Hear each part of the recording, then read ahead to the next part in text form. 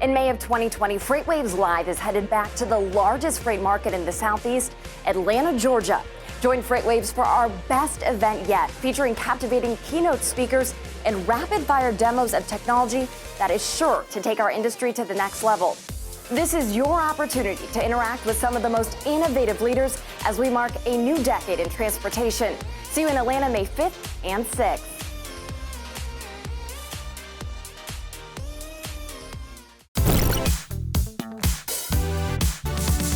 Hey everyone, and welcome to On the Spot. I'm your host, Zach Strickland, and I'm here with, as usual, John Paul Hampstead. Good to see you again, Zach. Yeah. So we had a pretty interesting week this week. We had a pretty interesting week and a pretty eventful weekend. Yes. And I'm not so obviously Celadon Group filed Chapter 11 sort of in the early hours of Monday. Right. And you broke that story on Friday. Friday afternoon. Friday night, actually, late Friday night, and then dealt with it all weekend. So we're talking about a top 20 carrier, the number one cross-border carrier in truckload that abruptly ceased operations. Really interesting work, actually, that my research team has been doing this week on sort of reconstructing the whole chronology of how everything went down, who knew what, when, the decisions that were made by management and ownership. So Sonar users can check that out. That'll be in Sonar under research. It's in Passport Research, correct? Yeah. So, the interesting thing to me is that Celadon was really a product of two kind of volatile freight market periods. Yeah. The 2015, 2016, abrupt shift there. We lost a lot of value with truck pricing, as I think some of your research points to, but also the fact that the market itself it went from a robust to a very contractionary state in 2016. And Celadon did what a lot of truckers do, which is, they get those animal spirits going in a bull market and just expand like crazy. Yeah. And then they have to deal with the fallout when the market collapses. And so they had this truck leasing program called Quality that the new sort of post-Russell management had dramatically expanded from about 750 trucks to 11,000 trucks. And then that's insane. The bottom, that's an insane expansion. Yeah, so they more than 10x'd it. Then the bottom fell out of the used trucking market, and we show the graphs in our report. Even worse, they had hundreds of these 2012 ProStars of the notorious Max Force engine, which was plagued with mechanical difficulties. Did you know from? I was a pricing analyst in an LTL company, and I didn't know about truck engines in general. Nothing. But I knew about the 2012 Max Force engine. Yeah. We still had some at the end of my tenure there that we could not get rid of. Yeah. So the fact that they were basically overvaluing these models is insane. And so what's interesting is that the Celadon collapse is really a story. It's a tale of two troughs. The 2016 decline in asset value, but also just the market in general, forced the management into making some bad decisions that eventually led to indictments. Then we had a huge turn up, obviously, from sort of the middle of 2017 through the end of 2018, and a second new management team was able to kind of hold the company together. But then the collapse. But they also took advantage of a really hot market. I mean, you can see it in the spot rate trends. The spot rates climbed 30% year over year from 17 to 18. Right.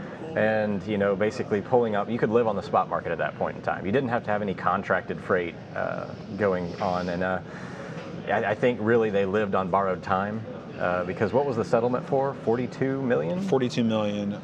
They were divesting assets, paying back creditors, trying to get new lines of credit, things like that. And eventually, once the market turned, I just think the margin of error was so narrow that they couldn't make it work. We can go into the sort of the nitty-gritty of the final weeks of operations, but I think maybe with the context of this being sort of in a trough, or right. the 2019 put them out of business definitively, we can talk about maybe some green shoots that we're seeing in the markets as we close out the year.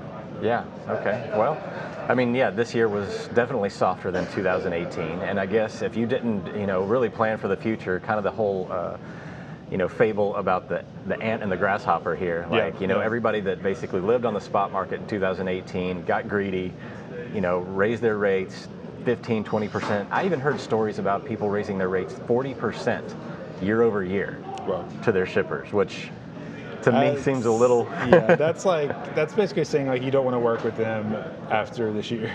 Well, that was from a shipper's standpoint. So I didn't. It wasn't a carrier that did that told me that story. That was a shipper that told me that. And I was like, that's basically saying like, well, we're firing you after this year. Yeah, that's what I'm saying. Yeah. So, but we've seen a recovery in about 10 rejections, at least going into the holidays. I mean, normally what we saw in 2018 was an increase in tender rejections sort of going into Black Friday. Mm-hmm. Then you see a dip in December because typically volumes kind of deteriorate through December. And then you see a turn up going into Christmas.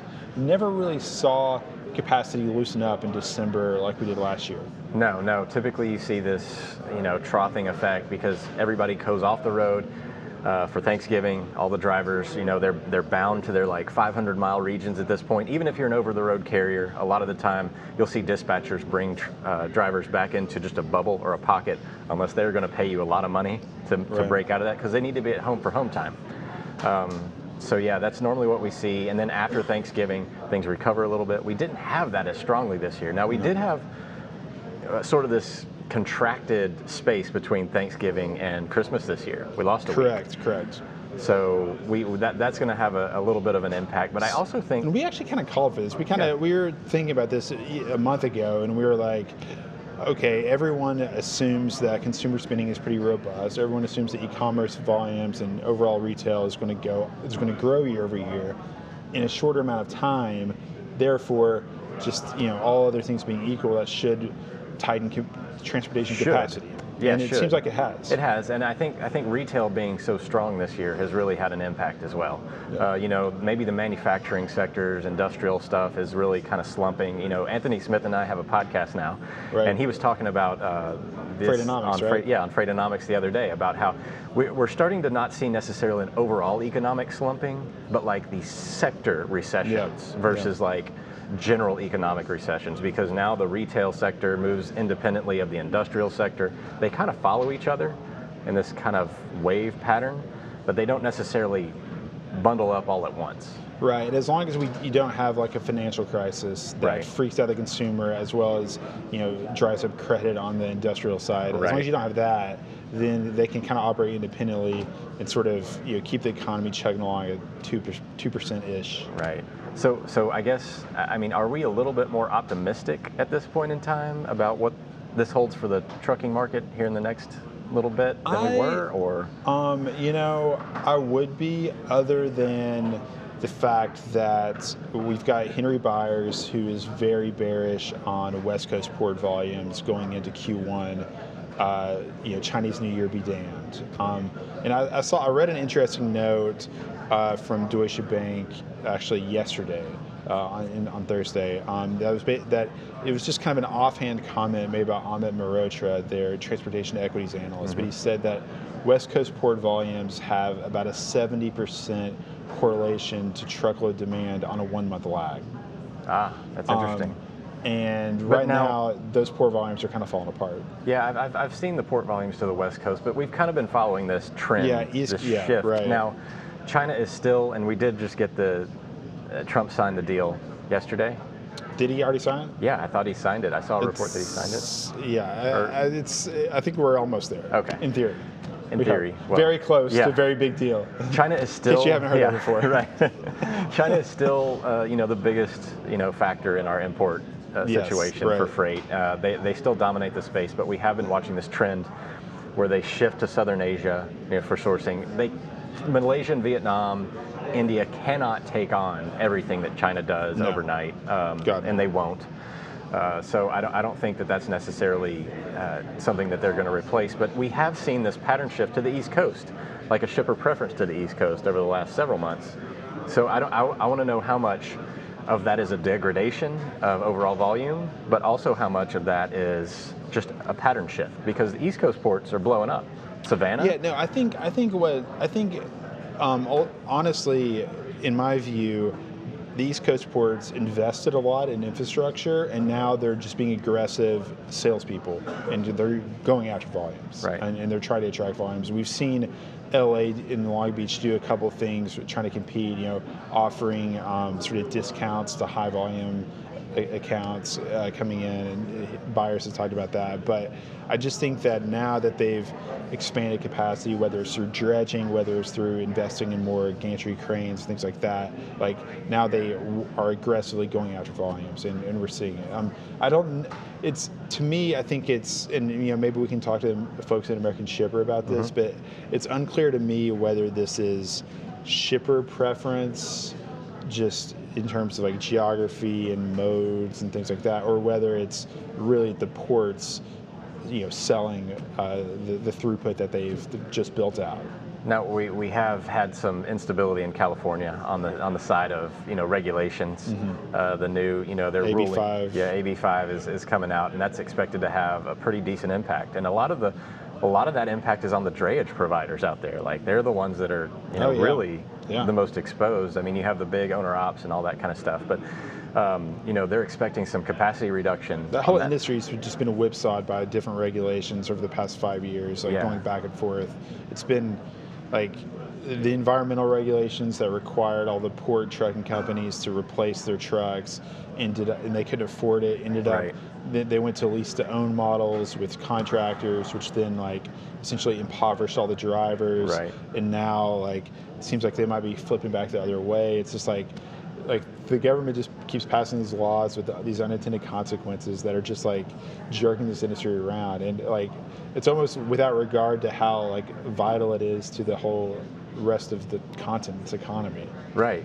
No, and it seems at times that there could be a little bit more due diligence done on the research end on what the implications are. Think so, but they're passing a law about Uber, and they have no idea that it affects the capacity to take in freight from Asia. Yeah, and Uber is really an on-demand capacity situation, whereas trucking is like an infrastructure that's built over time. There's a lot of investment in a trucking fleet versus an investment in a vehicle that already exists. But it should come as no surprise that California's government is they get into the regulation. The regulation came quite a bit, and they're fairly hostile to trucking at this point. I think it's safe to say. That being said, there could be some interesting things happening in California apart from port volumes. I think is what you're getting. Right, and the fact that you have this huge inbound port situation in California. I mean, really, it drives a lot of the freight market out west. Right. Coming into the Port of Long Beach, there's a huge, a pool of DCs sitting right there in Ontario, Fontana. That whole area is basically just a freight fountain, if you will.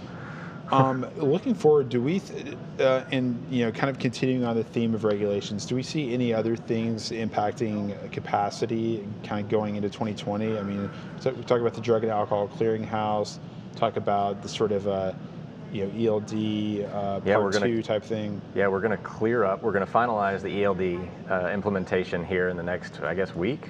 Or I guess it's coming up right now. And then also the Drug and Alcohol Clearinghouse, which is expected to have a pretty big impact to drivers. Have people really been studying this? It's just on its face, it seems like it would have massive impacts on capacity, assuming that that enforcement was 100%, that wide swaths of the driver pool were getting tested regularly. I just don't know how it's actually going to play out and be implemented. You would think that if I don't know. I mean, it just seems like. I mean, it really has to be. The onus has to be on the carrier themselves. There's all sorts of DOT stuff they can do that they do currently, but the carriers are basically, the insurance costs are going through the roof right now. So they're going to have to be motivated to really get in and figure out how the best way to, one, there's a lot of cost involved here. There's a lot of cost involved with implementing these drug and alcohol clearinghouse, functions and testing people and keeping this under control. So I think that you are going to see another burden on the carrier front, if you will, and that's going to manifest itself in the way of more costs. So I think in the next 3 months, we're going to see a serious supply side contraction. That's interesting. That's actually fascinating. Yeah. And who knows? To see a tightening in Q1, I think it's pretty unpredictable. I mean, we don't really know what volumes are going to be, given some potential resolution to some trade war stuff. But I think that supply side, and I think it's going to trickle out over time. Like, I think that slowly people will get tested, more tested, and we'll see what that looks like. We'll see how drivers figure out how to comply with these tests. But that, like you say, I think it's another structural burden on the industry, on the carrier, but who knows? It may tighten capacity in a different way than we're used to. Yeah, we are seeing tightening capacity right now in the moment, so we don't want to be prisoners of the moment. We still have yet to see what the demand side is going to be in Q1, but it may be hard to see what this manifestation of the supply side contraction will be. But a lot to be done and seen here in the next month or so for sure. Right. Well, that'll do it for this week's On the Spot. Thank you so much, JP. Thanks, Zach. Make sure to tune in to all of our Instagram, Facebook, Twitter feeds, subscribe to YouTube, and check us out on our new app, FreightWaves Now. So have a good week, everyone. Voices from every corner of the supply chain concerning all modes of transportation. From the world's largest logistics podcast network, this is what the Freight Tech Revolution sounds like. Freightcast presented by FreightWaves. Subscribe now wherever you get your podcasts. This holiday season, we're helping you catch up on all your favorite FreightWaves TV shows. You can now watch the latest freight news, market insights, and in-depth discussions on your preferred streaming platform. As our gift to you, if you purchase a FreightWaves Live Atlanta ticket from now through December 18th, you'll receive a free Apple TV 4K. Download the FreightWaves TV app today and you'll see freight has never looked this good.